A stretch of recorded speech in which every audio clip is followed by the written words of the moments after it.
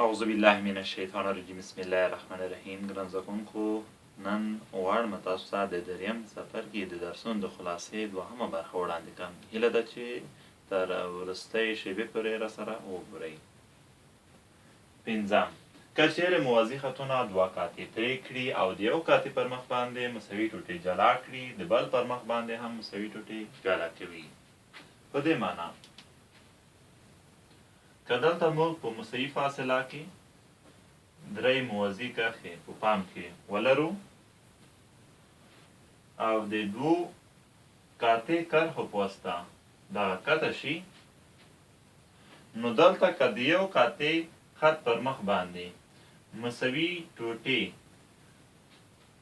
خطونه رامنځته شي، نو د بل قاطع خط پر مخ باندې به هم مساوي ټوټې خطونه رامنځته کیږي. شپږم: د تالیس قضیه په مثلث کې که چیرې یو خط د مثلث د یوې زولې له یو ټکي څخه یو موازي خط د مثلث له بل زولې سره رسم شي، دا دوه متقاطع زولې متناسبه ویشي. د دې څخه مقصد دا دی ګرانو زده کوونکو، که موږ یو مثلث په پام کې ونیسو او دلته د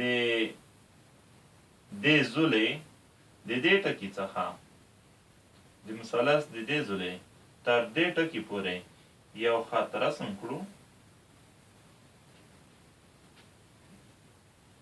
دغه خط چې ښکتنۍ زولې سره موازي دی،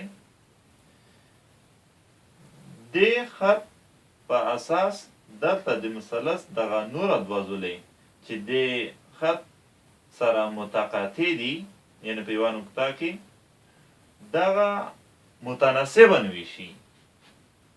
بیا درته وایم، که چیرې د مثلث د یوې زولې د یو ټکي څخه د مثلث د بلې زولې تر یو ټکي پورې دغسې یو خط رسم شي چې دغه د مثلث دریمې زولې سره موازي وي، نو په داس حالت کې به دغه متقاطع زولې متناسبه ویشي، یعنی دغسې به ویشي چې د دوی ترمنځ به یو تناسب جوړیږي.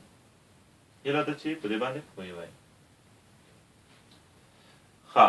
اووم: د تالیس د قضیې عکس که چیرې یو خط د مثلث دوه زولې متناسبا قطع کړي، یعنی یو تناسب جوړ کړي، نو دا خط له دریمې زولې سره موازي دی. دا خبره د تالیس د قضیې معکوس ده. په دې معنا که چیرې دغه خط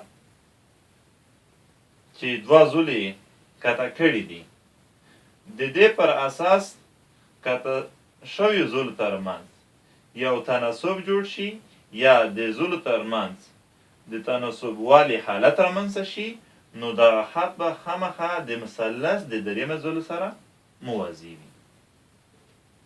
اتم: د دوه مثلثونو ته هغه وخت ورته مثلثونه وایو چې ټولې زاویې یو په یو انطباق منونکي او یا زولې یو له بل سره متناسبې وي.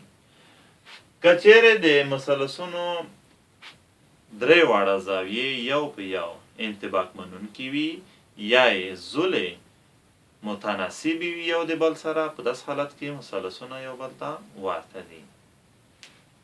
نهم: په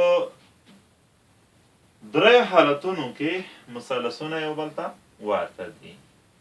که چیرې د یو مثلث دوه زاویې د بل مثلث له دوو زاویو سره مساوي وي، که د یو مثلث دوه زاویې د بل مثلث د دوو زاویو سره مساوي وي، په داسې حالت کې مثلثونه یو بل ته ورته دي. که چیرې د یو مثلث دوه زولې د بل مثلث له دوو زولو سره متناسب او د زولو په منځ کې زاویې سره مساوي وي، په داس حالت کې بیا هم مثلثونه یو بل ته ورته دي. یعنی که د دوه مثلثونو دوه زولې یو د بل سره متناسبې وي او د دغه دوو زولو ترمنځ زاویې هم سره مساوي، نو مثلثونه به سره ورته وي. دریم: که چیرې د یو مثلث درې زولې د بل مثلث له درې زولو سره متناسبې وي، په داس حالت کې به مثلثونه بیا هم یو بل ته ورته وي. ګرانو زده کوونکو هیله ده چې په درس باندې پوه شوي وئ. بیا چې د یو بل درس سره حاضرېږم د الله په امان.